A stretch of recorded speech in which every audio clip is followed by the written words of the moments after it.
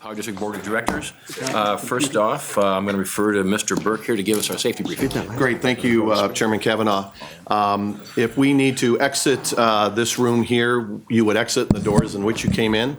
We would exit to my left, and as you go out the door, it'll be to your left as well, down the steps and out on the 16th Street side. As you use the steps, we would ask you to use your three-point touch, one hand on the railing and 2 feet on the ground.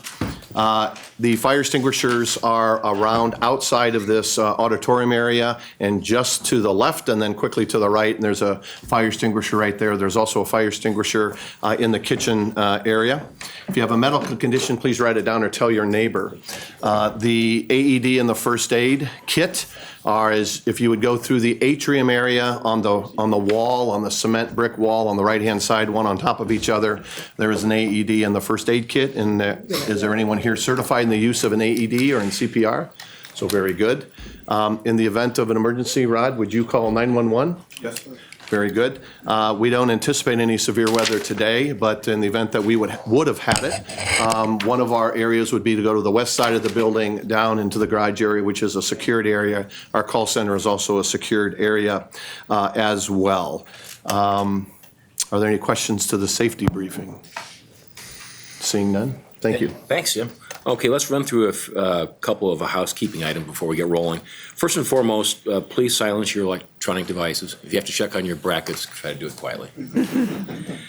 This regular board meeting will follow the agenda made available to the public upon entering the meeting. This meeting is streaming live on the internet at oppd.com. Our regular board meetings have public comment periods on the agenda.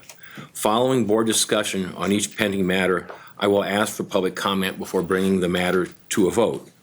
Also, prior to adjournment of the meeting, you'll have an opportunity to comment on any other OPPD matters as well.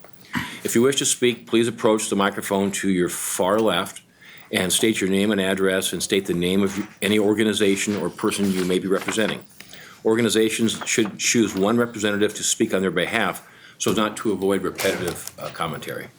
Comments made by all parties during the meeting are a part of the official public record. Each individual will be allotted 3 minutes per matter pending at the discretion of the board. To assist you, we use a red, yellow, green light indicator to ensure each member of the public receives a consistent amount of time. Ms. Tracy will signal you when 30 seconds remain as well as when time is up.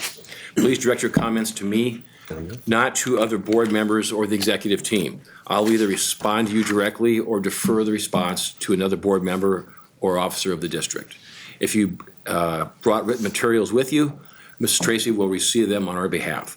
Ms. Tracy, we can go ahead and call the roll, please. Barrett. Yes. Kavanaugh. Here. Gay. Here. McGuire. Here. Mines. Here. Moody. Present. Trinan. Here. Yoder. Yes, I'm here. Agenda item number 4, notice of the time and place of this meeting was publicized by notifying the area news media, by publicizing same in the Omaha World Herald and outlets, by displaying such notice on the arcade level of Energy Plaza since March 7th, 2018, and by mailing such notice to each of the district's directors on that same date. A copy of the proposed agenda for this meeting has been maintained on a current basis and is readily available for public inspection in the office of the district's corporate secretary. Additionally, a copy of the open meetings law is available for inspection in the public meeting book located in this meeting room. Next are the board consent action items. The consent agenda items are as follows. Number 5, approval of the February 15th, 2018 board meeting minutes and the March 15th, 2018 agenda. Number 6, 2018 SD14 Retirement Plan Funding Monitoring Report, Resolution Number 6237. Number 7, 2018 Railroad Easement Acquisitions, Resolution Number 6239. And number 8, Energy Control Center Upgrade, Resolution Number 6240. If there are no corrections, changes, or additions to these items, I need a motion and a second to approve the consent agenda items. So moved. A second. We have a motion and a second. Does any board members wish to comment on items, the consent items 5 through 8? Okay, seeing none, does any members of the public wish to comment on consent items 5 through 8? Seeing none, Kim, please call the roll. Barrett. Yes. Kavanaugh. Yes. Gay. Yes. McGuire. Yes. Mines. Yes. Moody. Yes. Trinan. Yes. Yoder. Yes. Motion carried. Agenda item number 9, resolution number 6238. Now therefore be it resolved that the Board of Directors of the Omaha Public Power District hereby approves the electric rate schedule number 500, and management is authorized to implement the approved rate schedule as attached hereto. So move. Second. We have motion and a second. Ann? Okay, at this time, I would like to have Mr. Brad Underwood, Director of Corporate Planning and Analysis, give us his, hopefully his final update on the rate rider schedule number 500 for solar. Yeah, thank you, Director McGuire. Thank you to the board. And I'm pleased to be here on behalf of the community solar team. It's a large team, and I get to speak on their behalf today, specifically from a rate-making perspective. So just grateful to do that, just pleased to do that. A lot of folks really excited here about the project and excited to see it move forward with your approval. So kind of starting from the top here today, the objective we have with the community solar program is we want to provide a solar option. We want to grow our products and services offerings for our customer owners related to solar. We see that demand there, and we want to meet that demand in a way that hopefully pleases them. We also need to do that within a 5-year no general rate increase. So we are operating under some constraints, as many and all of you are aware of, and so we want to be mindful of those constraints as we build the program. And then obviously we want to continue to work towards our mission to be affordable, reliable, and environmentally sensitive. And so we feel like a community solar project has a very meaningful role to play within our accomplishment of that mission. As we reflect on the directives that we operate under, there's a handful that we feel are very, very important to this effort. The first one, SD1, obviously related to our strategic foundation. We want to be the district that leads the way, and we feel like solar is a part of our future, and as we lead the way, we want to make sure we incorporate that accordingly. We also want to exemplify fiscal, social, and environmental responsibility, as I read our mission statement earlier on the previous slide. In regards to SD2 competitive rates, we like to have an elective program that is priced at the market value and pass along those costs and those market benefits to those who participate. We feel like that's consistent with rate-making principles, and we'll see those here on the next slide as we go through this. Regarding SD5 and customer satisfaction, to the demand I mentioned earlier from a growing segment of our customer base to see this kind of product stood up and brought forward, we think that'll contribute meaningfully to our customer satisfaction scores. We'd like to continue to keep those high and drive those higher if at all possible. And then in addition, finally, the SD13 stakeholder outreach and engagement. We wanted to provide meaningful ways for customer owners to participate in the process and to provide feedback. And so we tried to do that out of the gate. We brought in kind of a small panel of community experts who really had a knowledge of this kind of technology, who really had knowledge of these kind of programs, and we sat down with them early on to collect their feedback on what they thought something like this should look like. So real quick, a little bit of a deeper dive related to Strategic Directive 2 competitive rates. A couple of bullet points we wanted to highlight within that directive. We want to maintain fair, reasonable, and non-discriminatory rates as stated in Nebraska Statute 70, Tax 655, and that really governs sort of any comprehensive rate making for us as a utility, and so we want to stay true to that expectation the state's placed on us. We also want to equitably assign costs across and within customer classes. We want to pursue a rate process and structure changes to reflect the cost of energy when it is used. We also want to pursue flexibility and options for those customers who desire those. And in addition, ease of understanding. And when we get into the stakeholder feedback that the team got, we focused in really hard in a couple of really specific areas to kind of grow the easiness of the understanding of the program. We can talk more about that in a few slides. Real quick, kind of going back to the beginning when we kind of brought that early stakeholder group in. we kind of looked around at the different ways that these programs had been structured, kind of locally and nationally. So we just want to kind of spend a minute kind of highlighting a couple of those programs. The first one that you see up there kind of in the top left box of that chart is the embedded cost of generation. Okay. And kind of a method overview is if we were to pursue that logic of the pricing, it would assume equal capacity credit to baseload units. And so a lot of times what happens is sometimes solar does not produce necessarily in the exact times that you need it to, unlike a baseload unit that we would term dispatchable that you can turn off and on command. So just a real quick overview of that.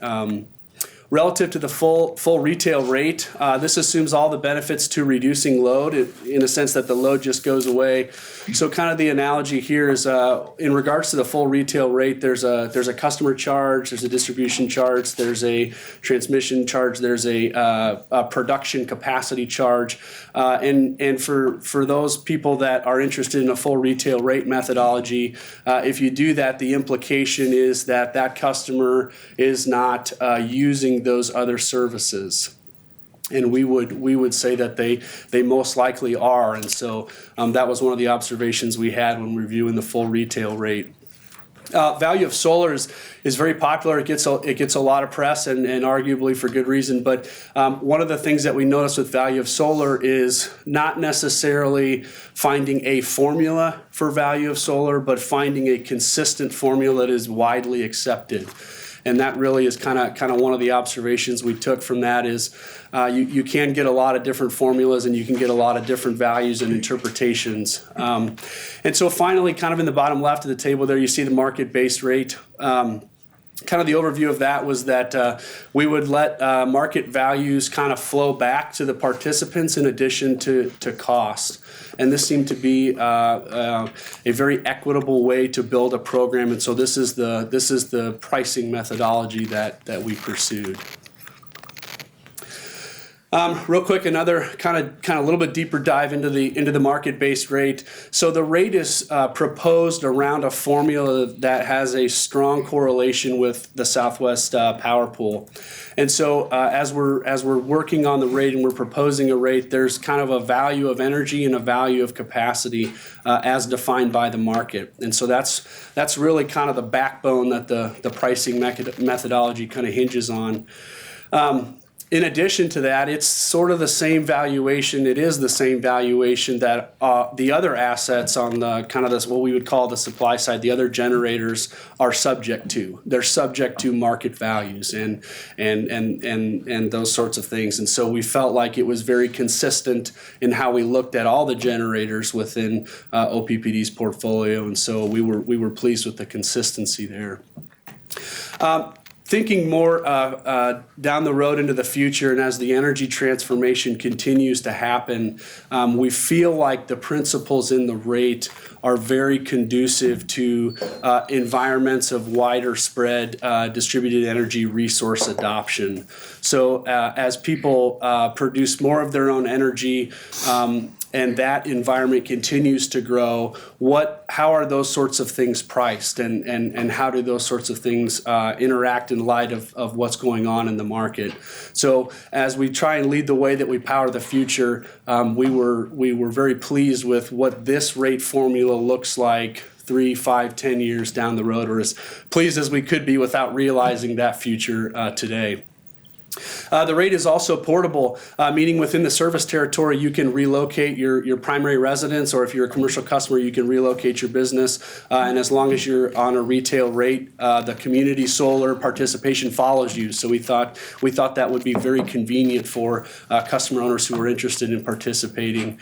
And then in addition, we took kind of that body of work and we submitted it to the board's rate consultant, Brad, and they agreed that the methodology is compliant with reasonable and prudent rate-making principles, otherwise known as fair, reasonable, and non-discriminatory.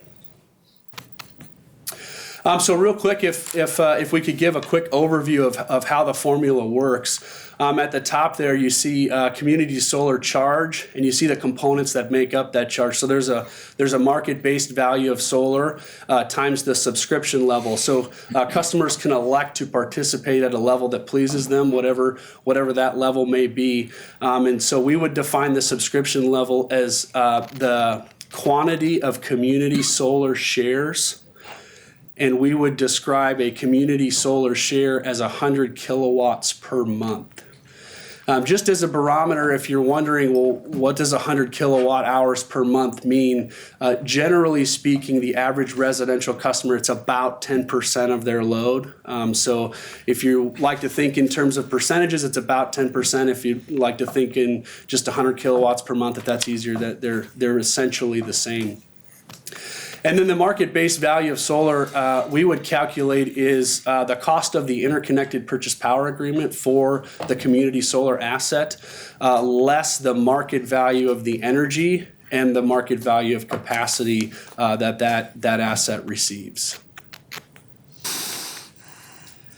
And so transitioning to market research and stakeholder engagement, kind of from the qualitative lens to begin with, some of those community experts that we brought in for early involvement, they described a program that was simple, that was transparent, and that was available to all customers. They really prioritized those attributes of a program. They said that the size of the program or the facility wasn't terribly important to them or critical to them.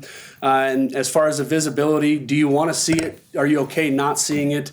They said it could be physical or virtual. And they also said that whatever the program looks like, affordability and education would be very important to them. And then as we kind of progressed into other areas of stakeholder outreach, we went on to the power panel, and we talked about program funding, and the participants were kind of split between funding by program participants or all customers. In addition to, and there'll be a little bit more detail of that on the quantitative slide on the next slide, but program participant, kind of the demographics of those is generally environmental supporters as well as people who are maybe higher income or maybe have a little bit more disposable income. So that's what we saw from the power panel. And then kind of going into the quantitative piece, we saw some price inelasticity across various solar options. So as we tested these options, a lot of the quantitative feedback came back that said, really, if the price increases a little bit, it doesn't affect participation a whole lot. If it decreases a little bit, it doesn't really affect it a whole lot. And we also saw that they preferred a pay-as-you-go model.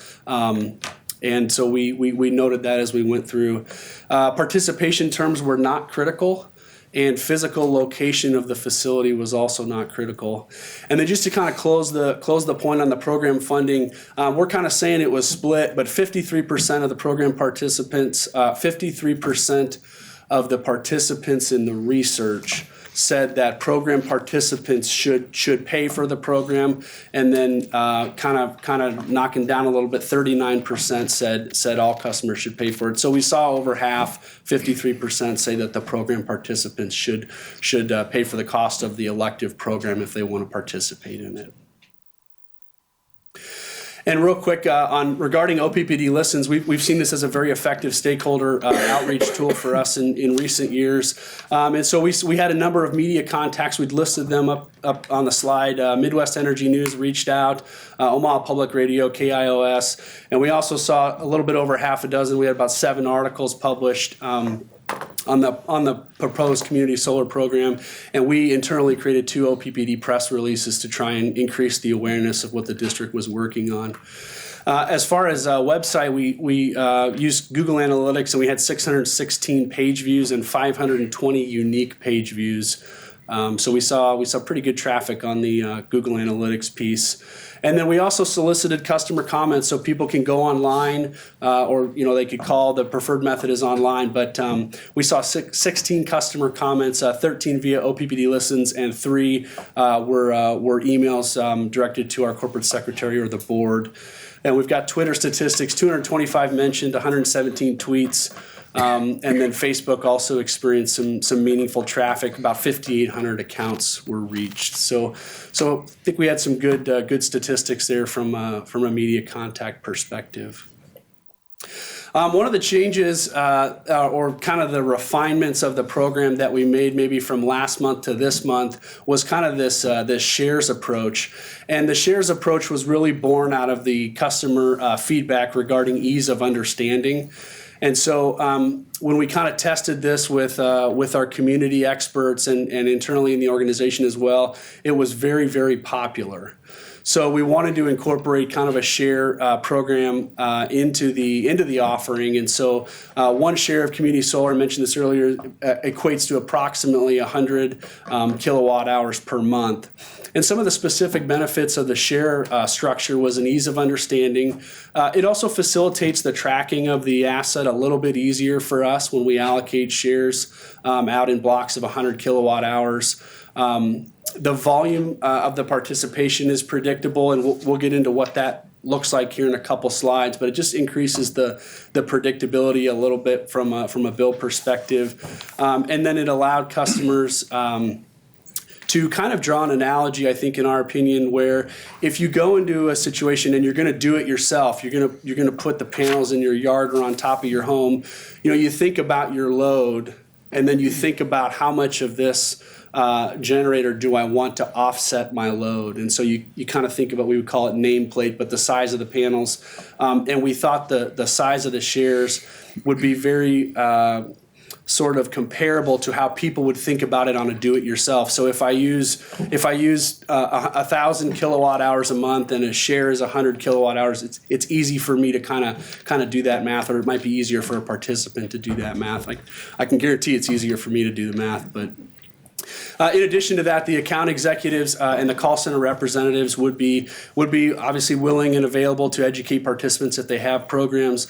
This is kind of where we're putting a little foot into sort of program development, and today we're here from a rates perspective, but just kind of on the go forward, we would have the customer service folks who are working on that program really incorporate this kind of education that the stakeholders told us they wanted into our program materials.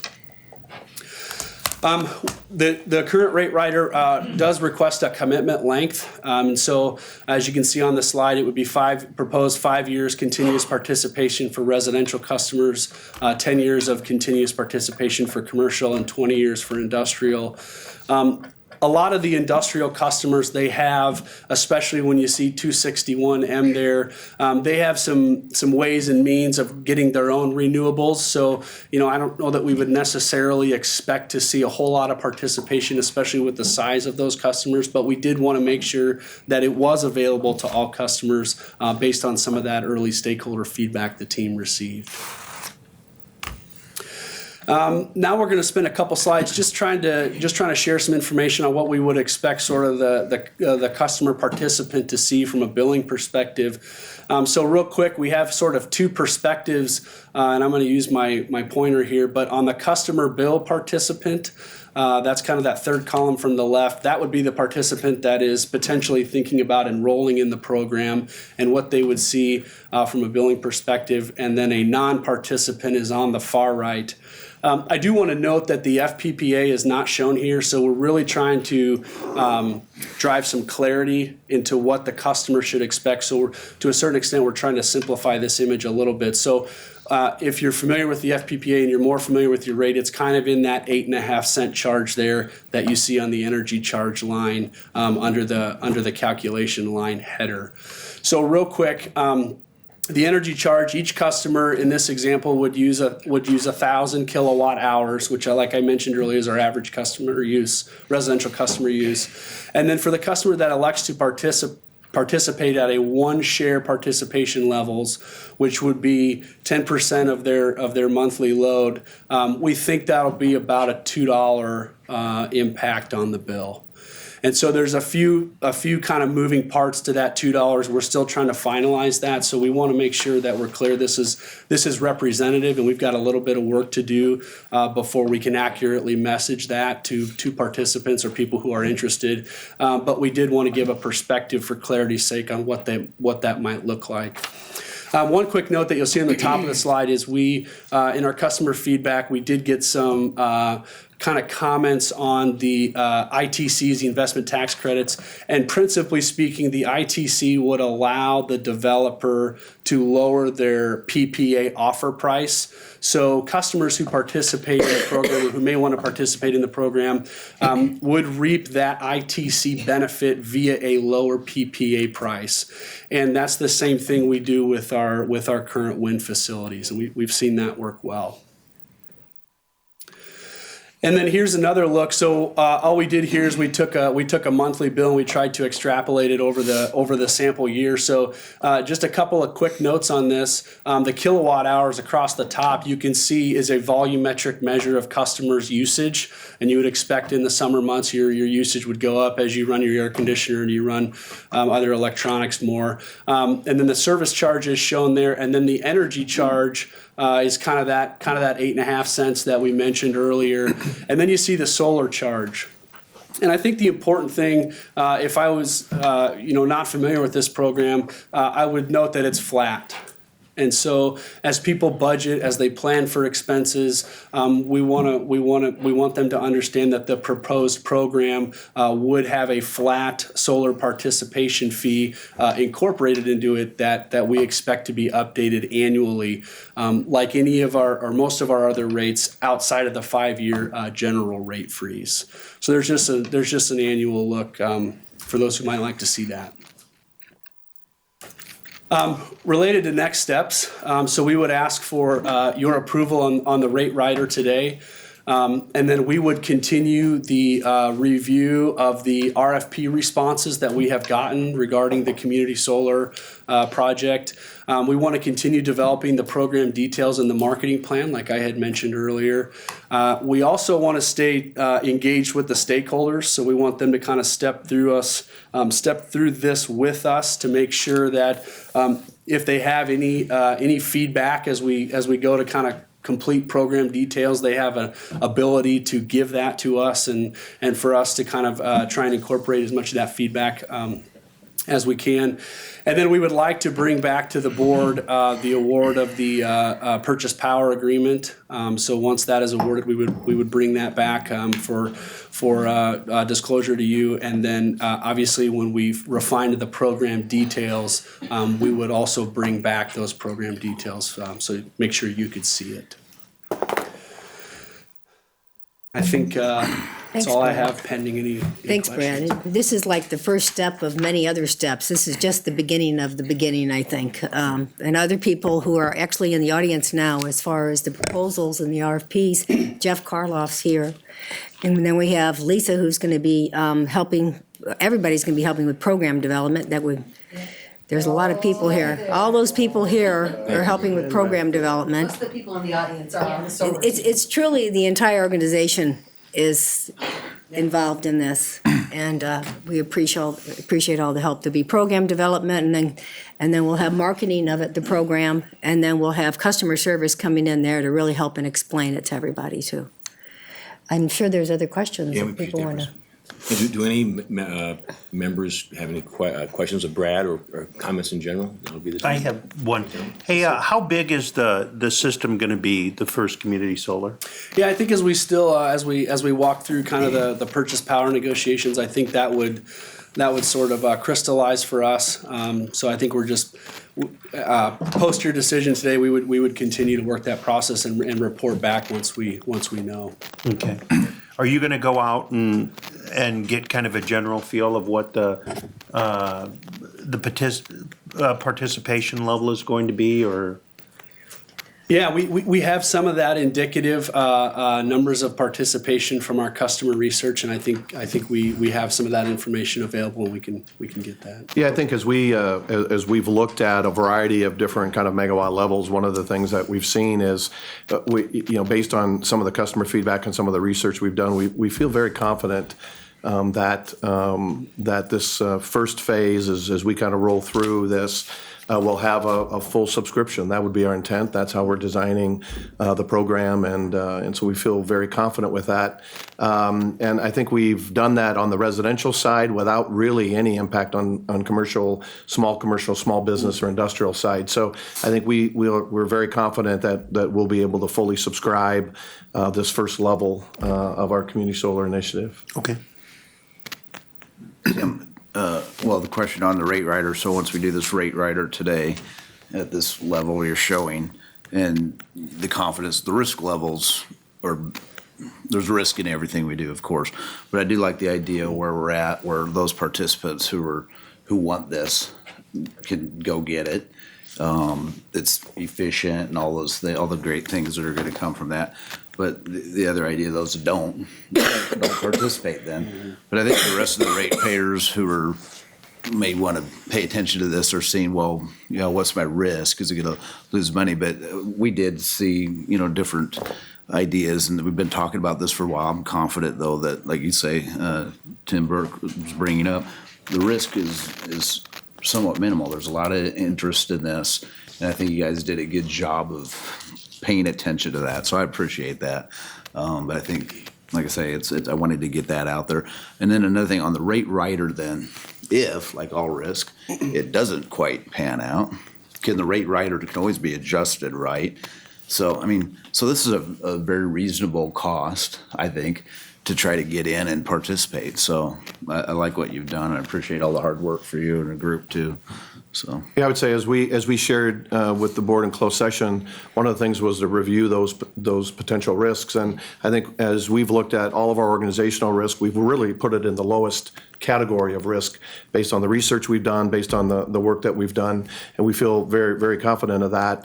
But as we go through this will be a great opportunity to really get a sense of, is this something that we want to do more of? And we'll see what that customer outreach is and that customer participation level is, both on the residential, small business, commercial, and industrial side. But again, as I've said before, I think we see this as a kind of a great opportunity to move forward, and then we'll measure all of those items that we've talked about today very clearly. 2 years ago, if someone would have said, "Hey, I bet you we're going to have solar power in the next couple of years," it'll be I'd say, "No, wait, man, you're crazy." With the cost and such, and it just didn't seem to even be on the horizon. And here we are, and this is a big step, and we certainly appreciate everyone's effort so far. One question I have, and maybe that remains to be seen. Say I commit to the one unit, the 100 kilowatts, and the 5-year commitment, and I decide, say, a year into it, it's okay. I wouldn't mind maybe bumping up a little bit to say 3 units, 3 blocks. Would my 5-year period extend then, or would that be continuous, or? Yeah, I think some of that information we would work out in program details. Okay, still up in the air a little bit. But feels like no. I don't want to speak out of turn, but yeah. It just came up. Yeah, no, it's good. It's a good question. Tim, if I could just a quick follow-up, what is the timeline of those program details? Yeah, so I think we're at probably a couple months as we were really waiting for this kind of spot to be approved for us to begin to develop the details of that. So I think we're in a couple months, again, as we go through negotiations and through the RFPs that we've received.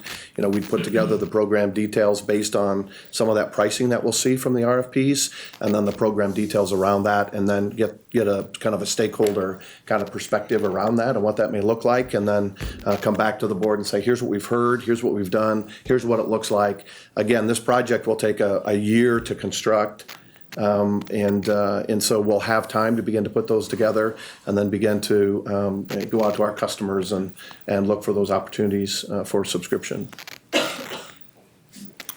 Any other directors care to comment? Yes. So I've got some questions and comments. I want to do the questions first, and others feel free to jump in because I've got a handful to get through that I set aside when we were in closed session. First, thank you for the work on this, to you and the rest of the team. I appreciate the level of diligence that you've gone through. I appreciate how we've sort of rethought our stakeholder process and did what I think is a better job on that. So I think huge kudos to everybody that was involved in the process. Thank you. The other high five that I want to give you is the transition to a shares model.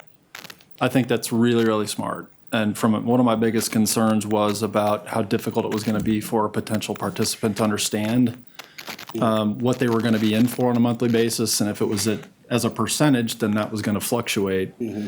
So knowing what they're in for, I think, is going to be a big, big improvement. Okay, questions. I was interested in the fact that we didn't list SD7 in the strategic directives that were framed. Sure. I'm just kind of curious about the decision not to include SD7 as one of the driving forces for this. Yeah, I think obviously SD7 is near and dear to my heart, resource planning. And so, SD7 is the environmental. Oh, excuse me, SD7, yeah, I'm sorry. Also near and dear to my heart, environmental. So we kind of touched, I think, a little bit of that on mission. Obviously. Low cost, reliable, and environmentally sensitive. But yeah, I think that has a place here, absolutely. Yeah. Okay. Just so we understand, and for purposes of, I think the board understands this because we walked it through it in great detail on Tuesday, but can you walk through just a little bit about the frequency with which the solar charge will change? Sure. And you don't need to comment on the possibility that it will go up or down, but just the fact that it could go up or down on an annual basis? Yeah. So one of the things that I think is a benefit to the rider is it's tied to kind of a third party kind of valuation mechanism. A lot of that credit is, and so what I mean by that is obviously SPP and the values that energy and capacity have within SPP and the value that capacity has to us. So to your point, there are certain things that can change the value of energy. We'll just pick energy as an example. Mm-hmm. And so if we were to find ourselves in a future state where energy is more valuable, the cost of energy goes up, whatever circumstance that may be, then the value of that credit that would flow back to the participant via the formula would increase. And so when we say the market-based benefits, that's kind of what we're describing. And then conversely, if there was something where the value of electricity got cheaper, and we're already generally speaking very, very cheap within the SPP market and other RTOs for that matter, then the value of the credit would decline. And so I think the kind of the primary purpose of the rate is to tie it to something that values all of these sorts of things objectively, and then sort of give the participant what they're due for lack of a better. And you said future state. We're making that adjustment on an annual basis. Yeah. So thank you. So sort of programmatically, the way the rate rider is worded is we would update it annually based on those updated market values. Okay. Yep. Do we? I didn't see any sort of stated metrics that we're going to use to track the success of this. I would assume that participation levels would be an obvious one, but sure. Are there other metrics that we're thinking about using to examine success, so that when it comes time for us to think about doing this again, and/or any sense for what those? I mean, obviously, fully subscribing it would be an appropriate goal, right? But from a metric standpoint, anything beyond subscriptions that we've thought about? Yeah, so I guess part of that I think would maybe come in the program side of it is what things are we going to look at and what determines good, right? I guess is part of how I perceive your question. But a couple things I would say is the amount of renewable generation. So this facility is going to produce some carbonless generation, and we're going to track that and we're going to measure that. Subscription is a big one, like you mentioned, Director Moody, and so I think we would work those sorts of things into the program as we refine that. I think some of the things that we've talked about even here today, and Mr. Underwood has as well. So the ease of the program, the understanding of the program, as we go from year to year, do we explain the changes, if there are changes, well enough? So it's those kinds of things, feedback from our account executives or electric service designers or customer reps on, are we explaining that in a meaningful way? Do they understand our explanation? Are we responsive, just like we do in other customer satisfaction opportunities? So I think we'll see a broad kind of look about how we measure that, and I think that's what you're going to see in the program development piece are how are we going to measure the success of this going forward.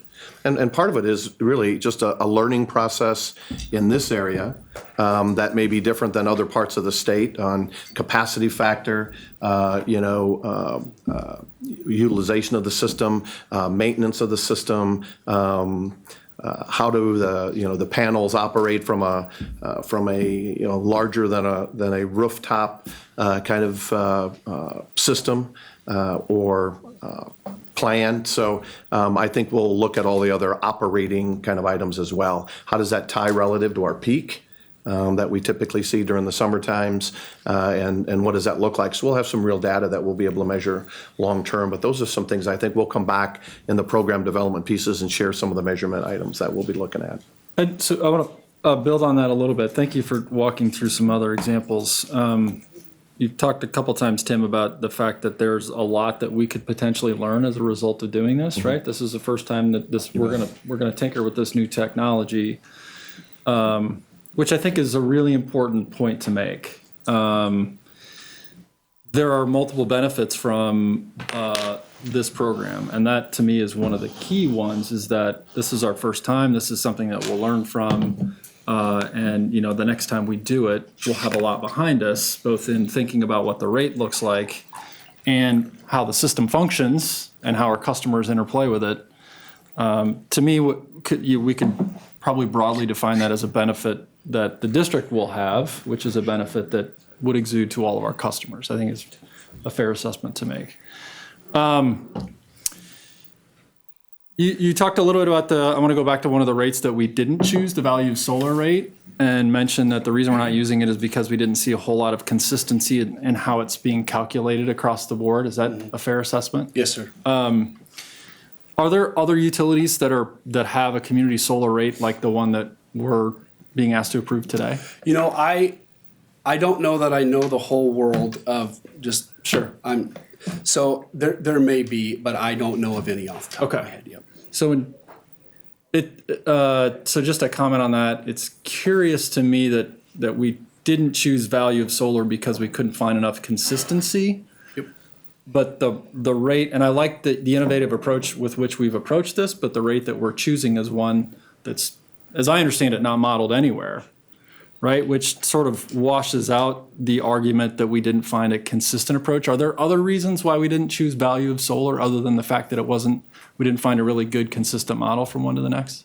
I think there's an element of cost shifting and risk of whether those values are truly quantifiable. Okay. Are they qualitative in nature?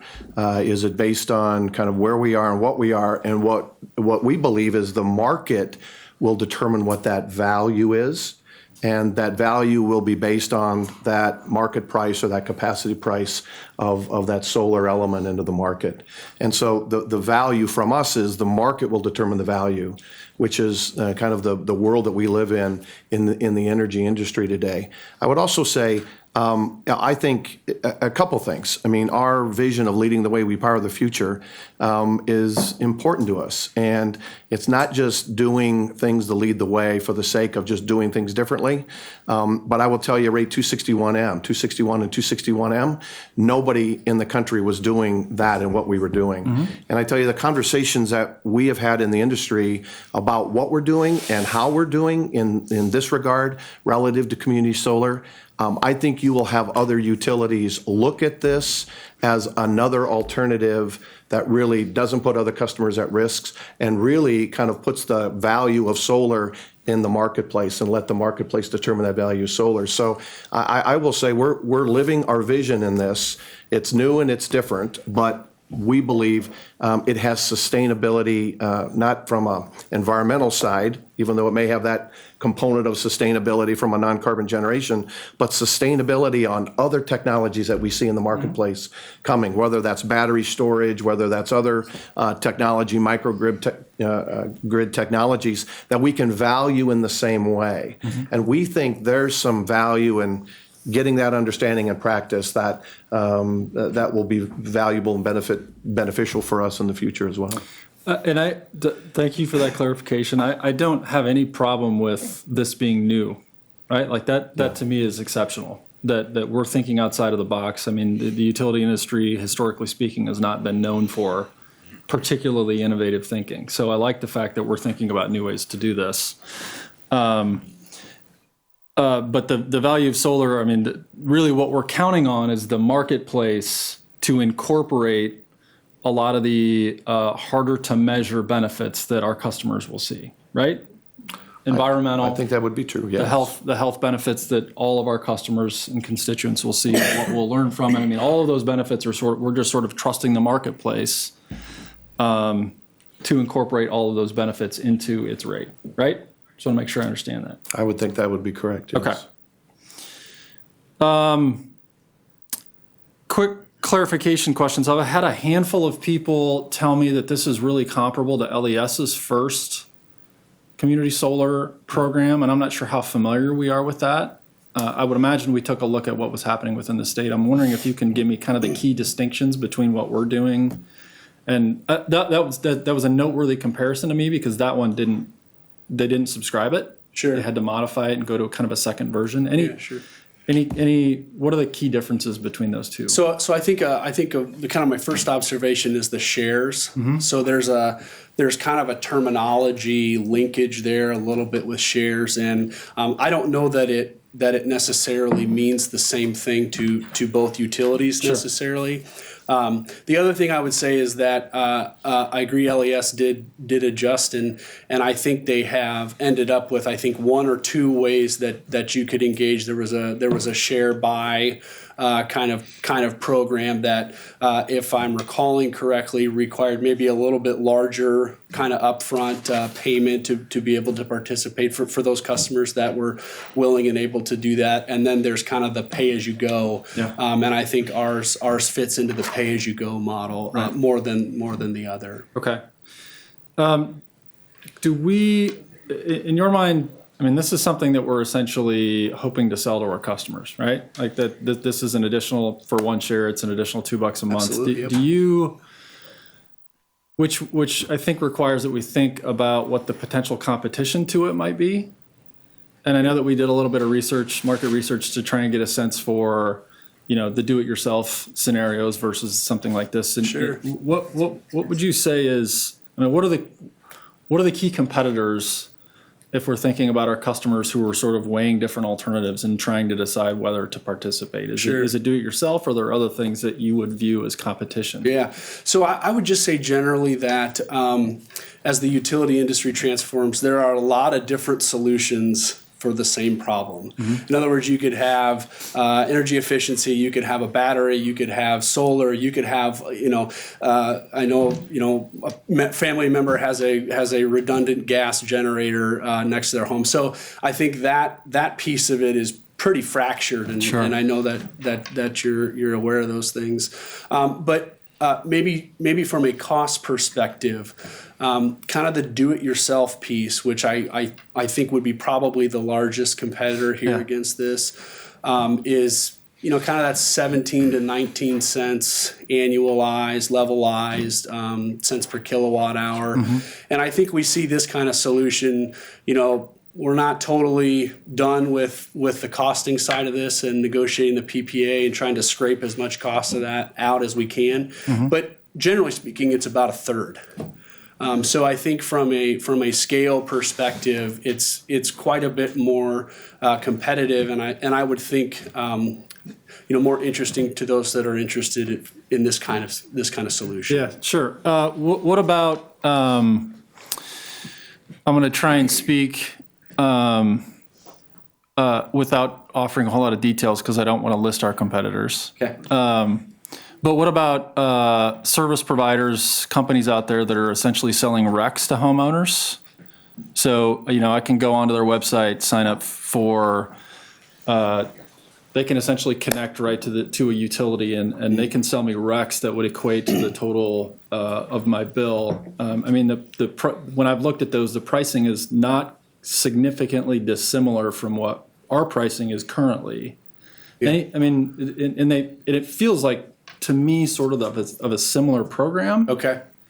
Sure. Which is to say I'm essentially paying a premium currently to offset or to add more renewable to my personal portfolio. Any sense for, I don't know how frequently we have customers that are participating in those sorts of things. But Craig, can you, for the people who don't know, what's a REC? A renewable energy credit. Okay, thank you. So let me take the first shot at this. We do have folks, companies that are selling RECs in the marketplace. Yeah. I would say the distinct difference is a couple things. One, they don't have a publicly elected board of directors that is making sure that whatever we're selling is fair, reasonable, non-discriminatory, trustworthy, integrity. Yeah. And so who really knows? You trust them. As we have talked to customers, we have just asked the question is, are you sure that's what you want to do? And how do you know you're getting what you're getting? Sure. And I think from a public power perspective, from your energy provider, you have 8-member publicly elected board that's making sure we're doing the right things every day, that customers actually have a venue to come in and say, how are you determining how that generator is generating and how you're allocating across the customers that are participating. And my guess is this board will challenge us and ask us that information to make sure we're doing it correctly. We also have some very clear regulatory requirements on what we do and how we do in the renewable market as well. And so I think the difference is that, we truly are the energy partner and just not selling something. And that creates value right here, and you don't know where those RECs are. Sure. I don't know if those RECs are in Nevada or in Mexico or in Canada or in California or in Florida. I don't know where those are, but I can tell you our program's going to be right here in our service territory,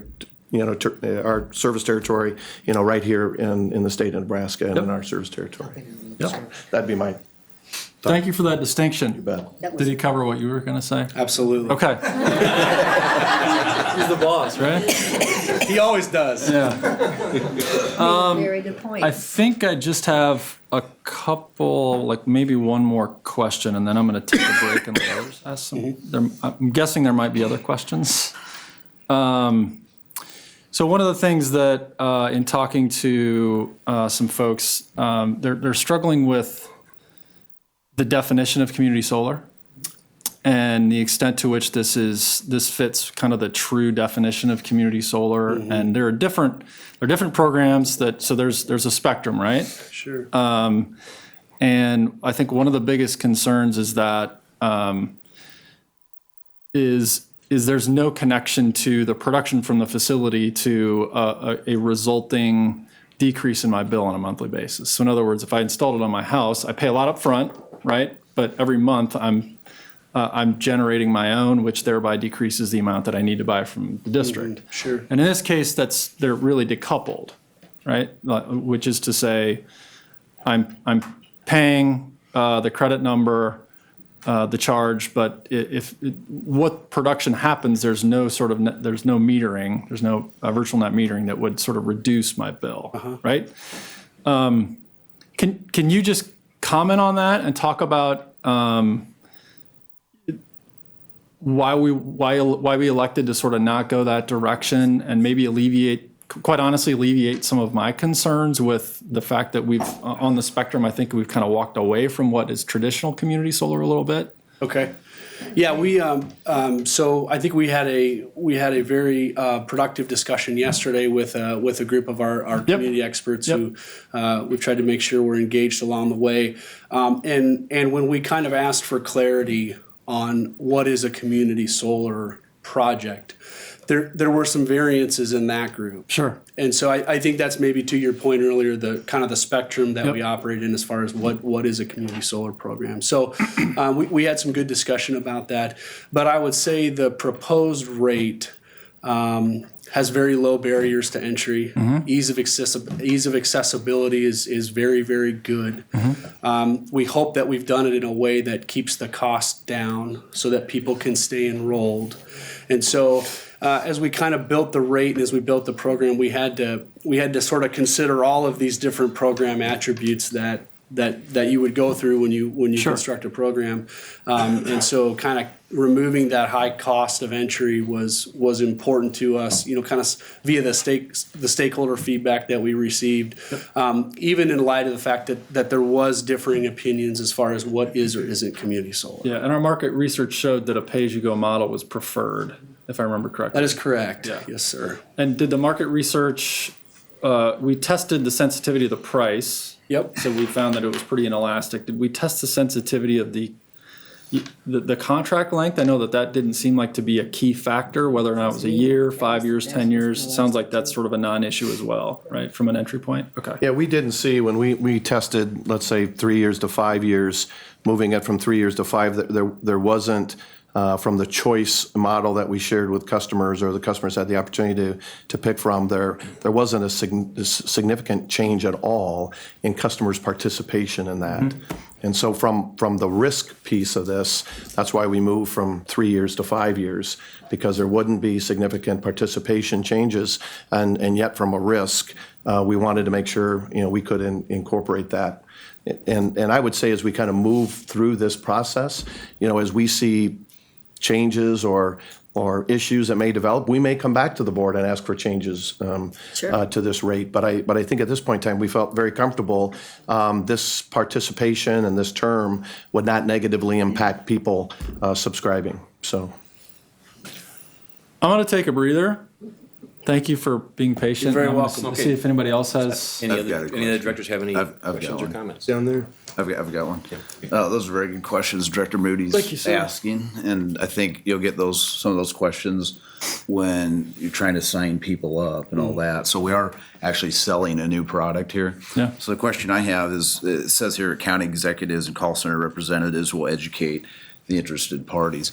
I assume these kind of questions would come up. Yes, Maybe sir. not as much, but then there'd be a list of, here's your top 20 questions. So we've done this before, but I guess the question is probably to Tim, there's a cost to doing that, but are we staffed? Would this be existing people already doing it right? And can you walk me through, because they're not just answering a question like, oh, my lights are out, I gotta get it fixed. But how are you gonna do that just to make sure we get this subscribed? And the other thing too, so as the value changes, and I like the idea of the risk is really not to those ratepayers who don't want to do it. I mean, they'll have a little risk, but as the cost changes then in the marketplace, so their contracts could change. So a year down the road, if it's up and they get an increase, and I know you get a penalty if you want to get out, but some of these things as they go along, I don't want to go on. There's a million things we could go. But how are you going to handle all that? I think you it's got to be fairly well educated on this, I think, to answer some of these questions. Exactly, and I think we have some practice with some of the other products and services that we used, including our electric piece, whether it's the FPPA or whatever that may be, very clearly. And I think it's the manner and the clarity in which we communicate that. And how we go about doing that. And certainly from an account executive, call center rep, electric service designer, a meter reader out in the field or a meter tech out in the field, they'll all have the opportunity to be able to understand what some of these questions may be and how they can refer to the answers to them or refer to a common place where people can answer them. We do that on all the things we do, whether it's a power outage or whether it's a concern with a street light out or whatever that may be. We have people that answer those questions and what that may be. We don't anticipate any headcount changes because of this at all. It'll be absorbed in kind of our customer service role, and we think it really is kind of tied to that kind of customer service relationship. That as we talk to the customer, there are other other offerings that we may offer them, whether it's energy conservation programs or demand-side management initiatives, our AC management program that the customers may have interest in. So I think, it'll be a broad conversation, and that I think you'll see in the program development that we'll do. We'll try to make that incredibly clear. There'll be some videos around it that customers will have the opportunity to see and what that may look like. And so we'll just have to make sure we communicate with clarity around it. And I would tell you, I think customers trust us when we say things. And I've kind of vetted this out in different circles that I get the opportunity to kind of be in, and I think the what I'm hearing from customers is that, well, we certainly are going to trust you, right?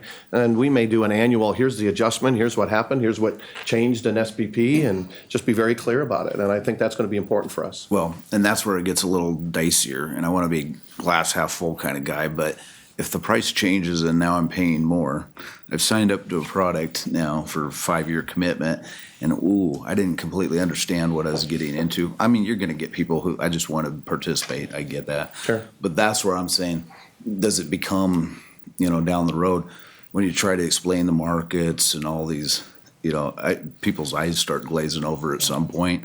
They just want their lights to come on, and I'm getting some solar from. But I guess that's where I'm looking at. So as long as you're confident, I mean, I trust. We've done this before. It's not rocket science. Right. But that's where I kind of just make sure that our people are, and they will be, because things will change. Yeah. And when that market price changes, I mean, we want to keep this simple. But when the market price changes, you probably will get somebody calling up, hey, wait a minute, that's not the deal I signed up for. So I just want to make sure we're prepared. That's the needle we've got to thread, right? Like the first time we learned about this rate, that you walked us through the math, I mean, it took me a week to figure out what it was. And so over the course of the last month, you guys have done a good job of educating me and bringing me along. But the complexity was my biggest concern out of the gate. Well, you've had a month then. Between the complexity and the unpredictability of the fact that it could go up or down. Right. But I think we've made some key changes to it, the shares in particular, that really kind of simplifies it in what I think is an important way. Mm-hmm. Any other directors have comments or questions? Sure, I'll take a little bit of time here. I don't have a lot of questions, I don't think. Okay. And that's due to the fact that, as CEO Burke pointed out, the directors are here to make sure we know what's going on. And the team that developed this spent a lot of time and a lot of effort and a lot of work before the last month, and since introducing it to us a month ago, maybe even more work, helping us better understand this and making changes. Not so long ago, I was concerned with the language of the second whereas clause. There was a change to that, and I appreciate that. It's good to be heard. It's good to get greater clarity, and I think with a new product, that's just part of how things happen. So thanks to everybody who participated. That was a job well done. I'm excited about this. It's a new product, but I'm still a little unclear on the timeline. It's going to take a year to build. When will subscriptions, when will that clock start about? I would say early fall is probably the time frame that we would look at that. I'm looking at the team who's got accountability for that, but kind of early fall. Once we put the program details together and the materials that we'll use and the marketing of this program, I think it's probably early fall time frame. You guys help me out, but that's the conversation broadly that we've talked about. We're gonna be having a lot of testing that needs to be done. Mr. Karloff is saying, we haven't built it yet, wait a minute. Yeah. I know that. I would say from our team discussions, maybe somebody's been maybe day to day, that fall or late winter, kind of in the end of the year, maybe early next year. I think that fits with. It's going to be a function of when the solar is being generated, so we don't want to come out too soon with an offering, but yet we want to start the education in the fall.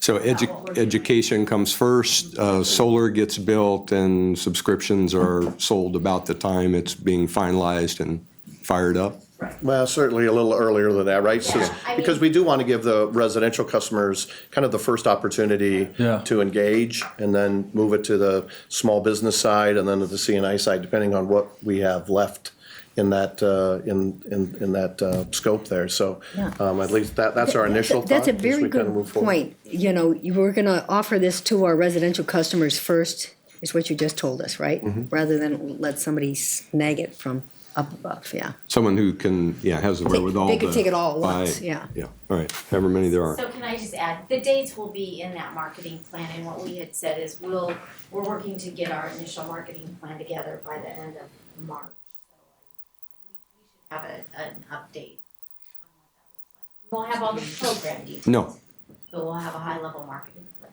And a timeline. terrific, thanks.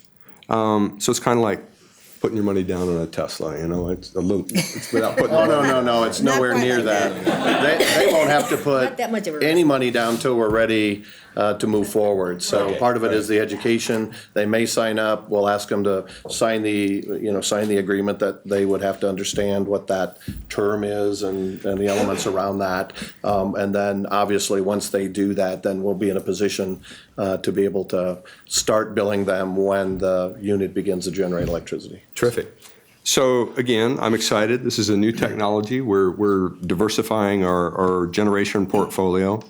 It's a rapidly evolving technology. Costs are shifting daily, seems like.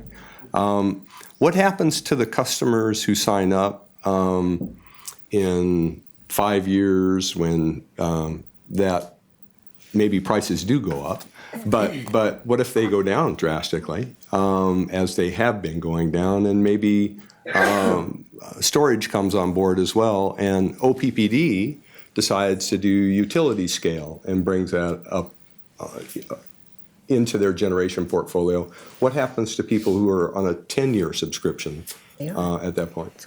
Yeah, so how we would look at that historically is we would treat like customers like. And what I mean by that is when you join the program as a participant, and the cost or the value of that program is built on a facility essentially, and the market credits. That new facility, whether it's higher or lower cost than that existing facility, would be folded into the program. And that way, all participants in the program would be treated equally from a cost perspective.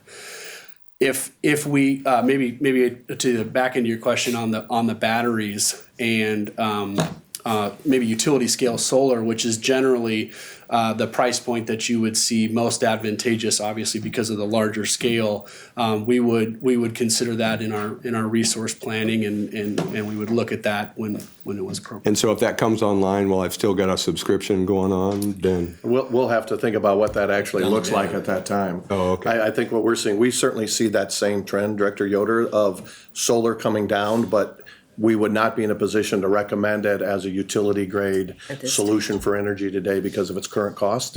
And so it may be in 2 years, it may be in 12 years. We'll have to think about what that transition looks like at that point in time. okay, fair enough. And so I guess that's the thing that, again, I'm happy. People have been very responsive. We have new technologies that are here. That's good. My concerns, as always, I think, are at the rate of adoption. I think it's been a community discussion for 2 to 3 years already, I think, and we've come to the table with a product after a year of intensive stakeholder action, and I just worry that we are not as flexible as an enterprise as we need to be to adapt to the new technologies.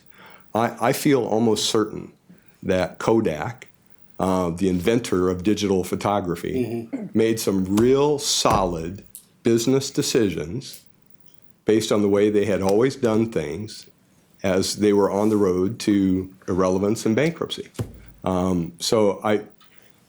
We need to, in my view, recognize that these curves are change daily Yeah. and rapidly, and before we have changed our systems necessarily, not our electron systems, but our management systems, decision-making systems, to be flexible enough to have a new business model. I think that this structure that Director Gay is happy with, and I think most people are happy when it's posited to them, that if I get a benefit, I pay the cost, it's easy to sell. I mean, if you ask somebody, should I pay for what I get? Absolutely. But there are system benefits that are out there. There are broader benefits, whether it's environmental, whether it's our own ability to learn to do things and manage things better, whether it's economic development that happens because we're supporting a new market. I think we need to have a kind of a new business model. I don't know what that is, but we need to be swifter in developing these things. And while I agree with Director Moody on yes, we are thinking outside the box. It's innovative. You've got something new. You've got something like 261M that people will look at. Is it enough for where we need to be? Just a question. Yeah, I would say in that regard, I think we're being incredibly flexible. I think we're being incredibly innovative from things that we're doing that other states and other public power entities are being mandated by government to do. And I think we're doing it because we understand the value and the value proposition with our customer owners. And the only comment I would make, Director Yoder, is that I think this group has been incredibly assertive and aggressive in the work that we're doing and innovative, not just with 261M, but moving our portfolio from closing 3 coal units up at North Omaha, shutting down a nuclear power plant, and the impacts around that, and willing to take those risks and willing to take that management scrutiny because it's in the right interest for our customer owners, and moving our generation portfolio from 200 megawatts to soon to be 1,200 megawatts and more, to be almost 50% of our retail sales to be renewable, and then begin to continually drive other kinds of programs and value and benefits through DSM and our community solar. I will tell you, and most of my team who have been to industry meetings are being brought in to talk about how can you make these shifts and change. Now, compared to other utility industries, I think we're on the farther right of center of innovation and change, but we're going to do it in a very measurable and non-wanton kind of perspective, because I don't want to put the rest of the system at risk just for change and change's sake. So we will evaluate those things, as you will see as we come to the board in May and June with electric vehicle kind of strategy work we're doing, as we come with non-traditional solutions on our distribution and transmission and substation systems. I think you will see we are moving to areas that are meant to be incredibly innovative and low cost for our customer owners. So I tell you, from a leader of this organization, I'm incredibly proud of the mindset change that this team is doing. And so with all the changes going on, I'm incredibly pleased, and understand you're concerned about fast enough, but I am concerned about speed, but I'm also concerned about execution and capability to do it right the first time, because you don't get a second time to do some of these changes if you don't do them right the first time. And so the due diligence that we use and the emphasis that we have on the quality of the work that we do and how we do that, I think is in the best interest of the customer owners. And I'll take on any critics on that any day of the week. So Here, here, bravo. Yeah, I'll certainly second that. I mean, in my time on the board, compared nowadays to the old days, as far as the creativity and ingenuity and thinking outside the box, it's unbelievably different and better than what it was back then, while at the same time not losing sight of the need to proceed cautiously when necessary. And I appreciate that. And I'm seconding what Tim said more eloquently than I did, but I appreciate the work you guys are doing. And we're being plenty creative and showing plenty of ingenuity. And I'm very happy that this is going to be on tape because I'd like to have that speech written out because it was beautiful. Yeah, it was nice. Okay, is there any other director's comments? Yeah, just a couple more to close, and then I'll be quiet. I got One of the things that I hope that we think about as we think about program details is the possibility for securing partnerships and grants to provide better access for low-income folks and or nonprofits. I think there's a huge opportunity for that. And I would be more than happy to play whatever role that I can in order to make that happen. But I know that there's interest out there, and I'd love to see a connection made there.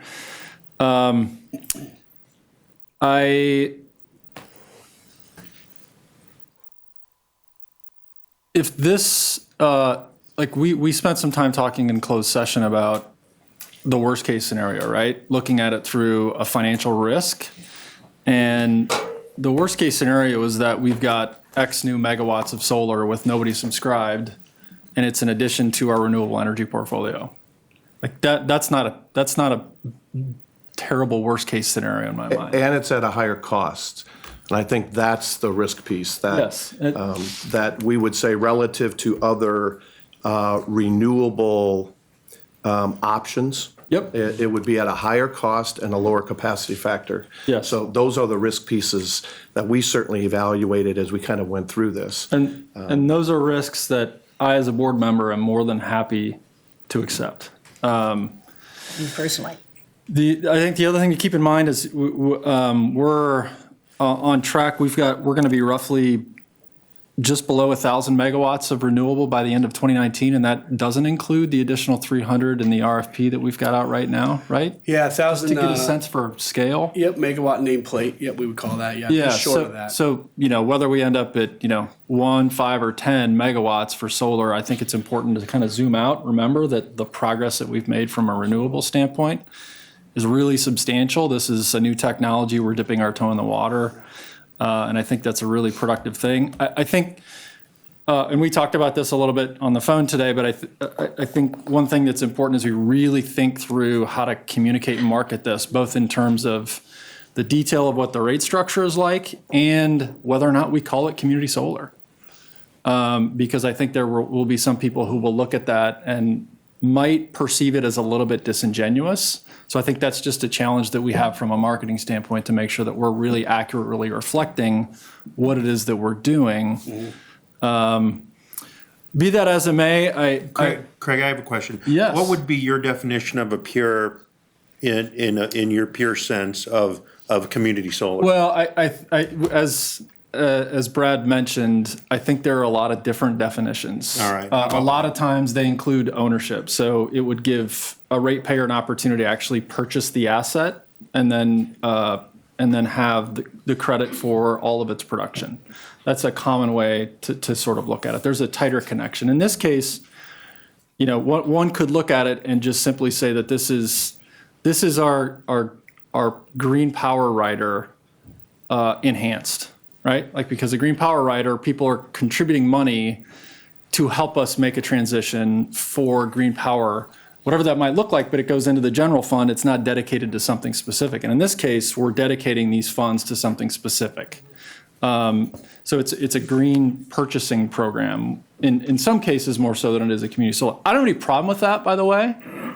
I just think we want to be really clear and transparent about what it is that we're calling it as we go forward. If I may, Yeah. add on to Tom's question, or an answer to Tom's question. I think the other element I've heard is what you already referred to earlier, which is that net metering element, the fact that you get that understanding that as generation goes up, you have a lower bill.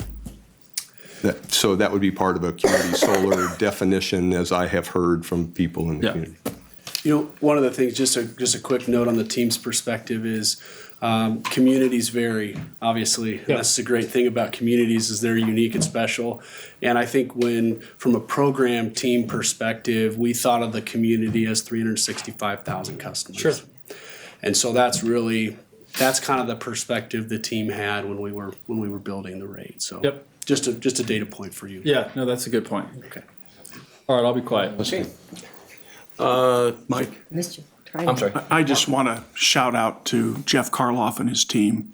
This was a great effort, commendable. You guys handled the challenges really well. You adapted to it. You came up with, I think, a very good solution, and I'm happy to support it.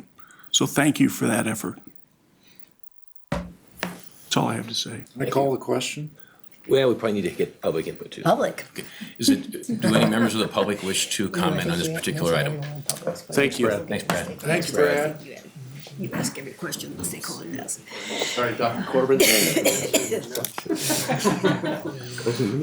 Moody. It's always Moody. David Corbin, Chair of the Nebraska Sierra Club, 1002 North 49th Street. First, I'd like to thank you for including the Sierra Club in the stakeholders meetings, for making the changes from last month to this month to make it much clearer.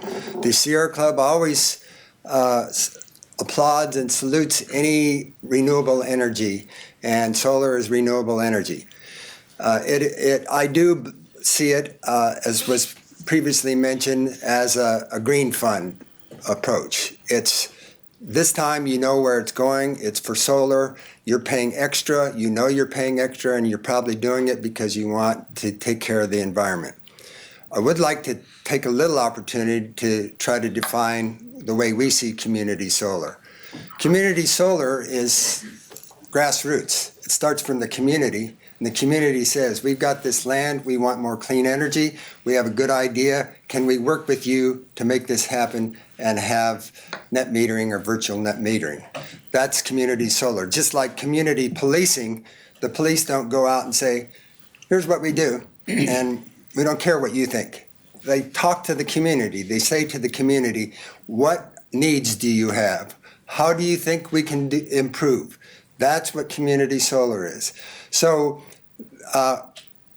we applaud this. We want more solar energy. We just don't want you to close the door to other options, including community solar. There are communities like Bellevue that I think are almost ready to go with a community solar. I urge you not to call it community solar for the reasons mentioned earlier. I think it's more solar shares or solar green or green shares. To the people that I represent, there would be many who would say, that's not community solar, and that's not what we want. We want people to say, yes, I want more green energy. So thank you for what you've done, and I hope you take under consideration those things. Thanks, David. Pretty good if we're just talking about the name of the program. John Pollock, 1412 North 35th Street, Omaha.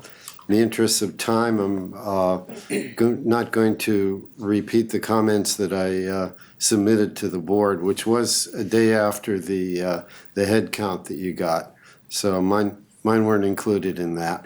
I would echo the remarks of David Corbin. I do not think this program should be called community solar. The various other descriptors I'm fine with. Another important point, I did listen to the information that was given about it on OPPD, or on the OPPD segment on KIOS fairly carefully. It seemed that there was an implication in gaining the benefits of solar that you left an impression that it could actually be less expensive to get your electricity from solar. I think it's very important as you go forward that you make it clear that we are buying into a program that is going to cost more rather than less, that you will, under the likely circumstances, you will not be lowering your electric bill, at least during that 5-year period. And one question that I would have that I will direct to the chair, because that's the way we do it. When it comes to capacity factor, it's not clear to me how that's calculated. If a cloud comes across our solar array in the time of peak demand for the year, does the SPP say, all right, you get 0 credit for capacity for the next year, or I realize that it's a calculation, but I'd like more of a feel for how that works. In the presentation I saw, the specific example was the peak load and the peak day of the year for capacity calculation. Would you care to address that, Tim? No, I believe that's exactly how SPP does it. It's relative to the peak day and the peak load, or that specific generator's capacity factor during that peak load period of time. But the capacity factor that we have seen, even by NRAIL or wherever, we've certainly seen, I'll report on it shortly here in the President's report, is about a 50% capacity factor or so for wind, where what we've seen from NRAIL, and we'll get our real life experience as we move forward, is that it's probably closer to that 25-30% range, but we'll get to see it. If we have some solar installations at our Elkhorn facility and at our Omaha Center facility, but not utility grade. And so we'll really get that opportunity to look at utility grade and understand what that capacity factor here is, certainly within the service territory of the area that we're going to be placing this unit. But Brad, I think I'm correct on the capacity factor. Yeah, I think that's a good articulation. The only thing I would add is relative to the obstruction of the panels, if there's a cloud, that capacity is, the accredited capacity is measured over time. So generally speaking, that wouldn't significantly reduce the accredited capacity. Yeah, great. Okay, and one final comment. What I would like to see this headed toward is time of day. 30 Solar seconds. is suited to time of day.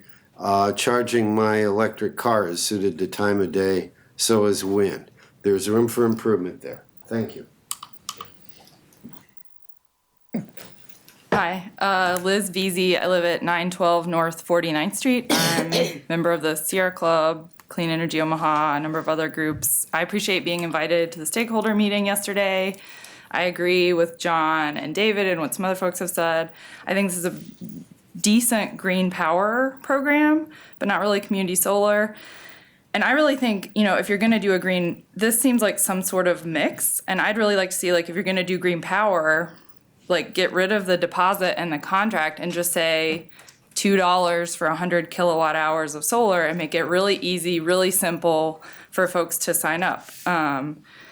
But I think this is not really community solar. I think, I agree with Director Moody that it's sort of like false advertising. I think people want to be a part of that, but if you have a bad program that's not that, it really sort of gives people the wrong idea. And I think Brad was right that folks in the meeting yesterday didn't agree on exactly what community solar is. So I agree with him on that, but I think we did all agree that this is not it. And I think good community solar would have some sort of, I think I like the pay as you go and making it really easy and simple and accessible, but I think there's also a role for some sort of ownership share, maybe pay up front and or over 12 to 18 months to try to make that more accessible and really give folks the benefit and some sort of projected payback.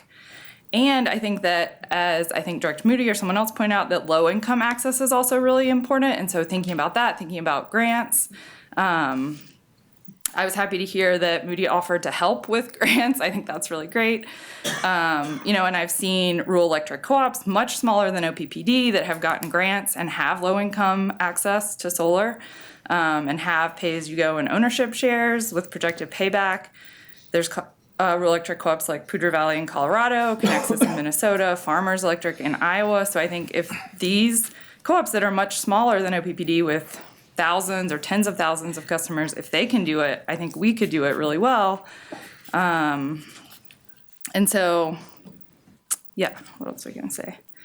And I think around SD 13 and meaningful public engagement, I just want to make a point around that. And I think there were some really positive changes to the program that I saw yesterday that showed some updates, but I think it was small. It was getting rid of the cap and you reduce the block size. And so I think those were good and the presentation was 30 easier seconds. to understand. But I think that most of the stakeholder groups, my perception is that they don't feel like they were meaningfully engaged in the process. So I kind of feel bad saying this because I want OPPD to have a community solar program for a long time, but I don't think this is a very good one. So I'd like to see OPPD vote no and send it back to the drawing board and create a better program. So I'll stop there. Thank you. Okay. Kim, can we call the roll? Barrett, Yes. Kavanaugh, Yes. Gay, Yes. McGuire, Yes. Mines, Moody, Yes. Trinan, Yes. Yoder. Yes. Motion carried.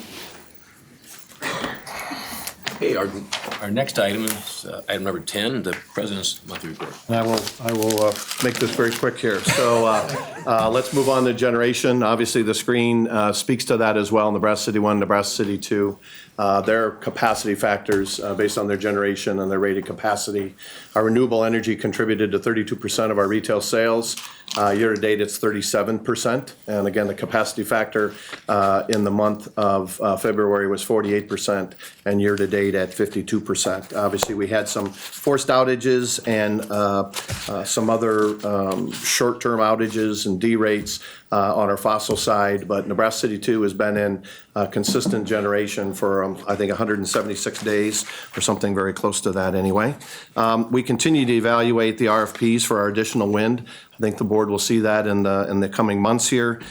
We've compiled the proposals. We're narrowing it down to several developers and sending them our PPA agreements, and then we'll kind of bring it down to one or two and then make a recommendation to the board on what that looks like. But we've gotten a good response from the RFPs, and we look forward to coming back to the board with that. I think you'll find it to be incredibly valuable.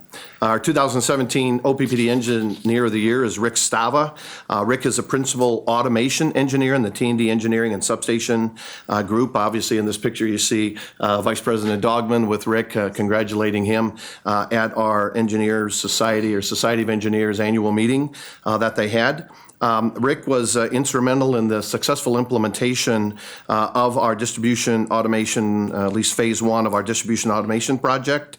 And as his nomination said, this is one of the most technical, complex projects that OPPD has taken on in recent history.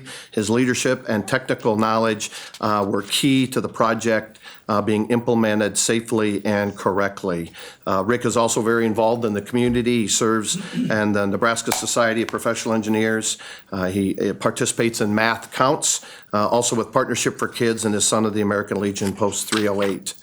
Obviously, we've done a variety of things in the community. This is another example of the work that we've done with Career Rocket. It was a community-wide event. OPPD reached out to 850 students compared to 300 last year. This doesn't include the stuff we do elsewhere during the year, and we're going to try to accumulate that because it's in the thousands or tens of thousands of kids that we talk about careers in STEM and certainly in the utility industry. We had over 40 employees involved. Many of those employees have gone out to some of the schools. An example would be Mr. Tim Vasquez, our manager of finance and investor relations, actually went out to the Bennington High School and talked to their AP statistics class about the work that he does and the work that we're doing. And it's just a great example of the outreach that we're doing in the community.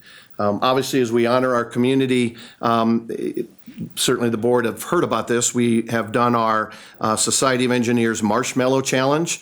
And so you have our winners pictured out here in front. First place went to St. Margaret Mary, called Spartan Power Team, who managed to build a 38.75-inch tall tower using only dry spaghetti, tape, string, and large mouth marshmallows to top it off.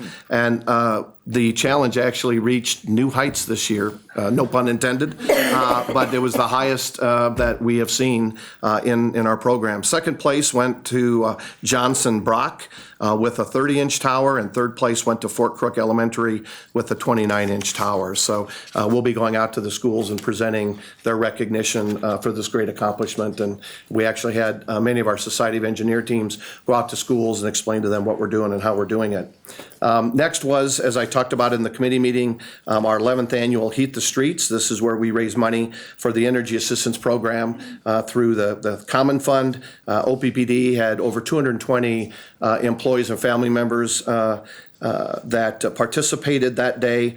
It was a great family-friendly event, and my guess is we'll raise something close to $100,000 to support folks that need assistance with their energy bills.